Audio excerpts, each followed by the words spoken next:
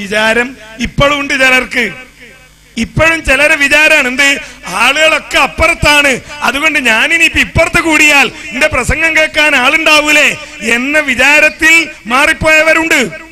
ഈ ലേഖനം വായിച്ച് നിങ്ങൾ മനസ്സിലാക്കണം, ഈ ലേഖനം വായിച്ച് ഈ ലേഖനവുമായി ബന്ധപ്പെട്ട് പുളിക്കൽ ജാമിയ സലഫിയയിൽ കേരള ജമിയത്തുൽ ഉലമയുടെ ദൗറ നടന്നപ്പോ ഈ പുസ്തകത്തിലെ വാദം വായിച്ചുകൊണ്ട് നടന്ന ചർച്ചയിൽ ഇത് ശിർക്കാണോ അല്ലേ, ഇത് ഹറാമാണോ അല്ലേ എന്ന് പറയണം എന്ന് അധ്യക്ഷവേദിയിൽ നിന്ന് വന്നപ്പോ അഭിപ്രായം വന്നപ്പോ ഒന്നാമതായി എഴുന്നേറ്റ് നിന്നുകൊണ്ട് ജബ്ബാർ മൗലവി എഴുതിയത് ശിർക്കാണ്, അതുകൊണ്ട് തന്നെ അത് ഹറാമാണ് എന്നൊന്നാമതായ അഭിപ്രായം പറഞ്ഞത് സുഹൈർ ചുങ്കത്തറയാണ്.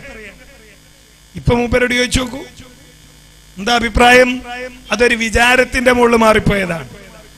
ഇപ്പൊ അങ്ങനെയൊക്കെ ഒരു ചർച്ച കേരളത്തിലുണ്ടോ എന്നാണ്. പണ്ട് കരുണാകരൻ കേരളത്തിൽ ഒരു രാഷ്ട്രീയ വിവാദം ഉണ്ടായപ്പോ കരുണാകരനോട് പത്രക്കാര് ചോദിച്ചു അഭിപ്രായം. ഇത് കൊടുക്കാനാണെന്ന് മനസ്സിലാക്കിയ കരുണാകരൻ പറഞ്ഞു കോൺഗ്രസിലെ ഒരു ഗ്രൂപ്പ് പ്രശ്നമായിരുന്നു. കരുണാകരൻ പറഞ്ഞു ഞാൻ മാവിലായിക്കാരനാണ് എന്ന് പറഞ്ഞാൽ ഇവിടെ നടക്കണമെന്നും ഞാൻ അറിഞ്ഞിട്ടില്ല. അപ്പൊ ഇപ്പൊ മുജാഹിദ് പ്രസ്ഥാനത്തിൽ ഇങ്ങനെ കുറെ മാവിലായിക്കാര് വന്നിട്ടുണ്ട്. ഇവിടെ മാവിലായിക്കാരെ വേണ്ട, മാവിലായിക്കാരെ ഈ പ്രസ്ഥാനത്തിന് ആവശ്യമില്ല. കാരണം ഈ പ്രസ്ഥാനത്തിന്റെ ഓരോ നിശ്വാസവും, ഈ പ്രസ്ഥാനത്തിന്റെ ഓരോ ശ്വാസവും, ഈ പ്രസ്ഥാനത്തിന്റെ ഓരോ സ്പന്ദനവും നേരിട്ടറിയുകയും തൊട്ടറിയുകയും ആ സ്പന്ദനത്തോടൊപ്പം സഞ്ചരിക്കുകയും ചെയ്യുന്നവരാണ് ഈ പ്രസ്ഥാനത്തിന്റെ നേതാക്കന്മാരും പ്രവർത്തകന്മാരും.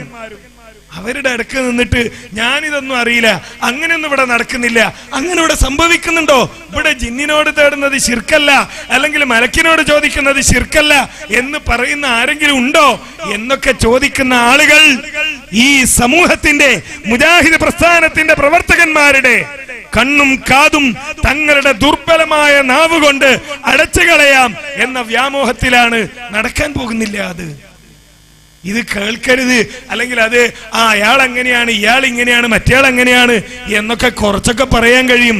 പക്ഷേ ജനങ്ങൾ വസ്തുതകൾ മനസ്സിലാക്കുമ്പോ അത് ആളുകൾക്കത് ബോധ്യപ്പെടും.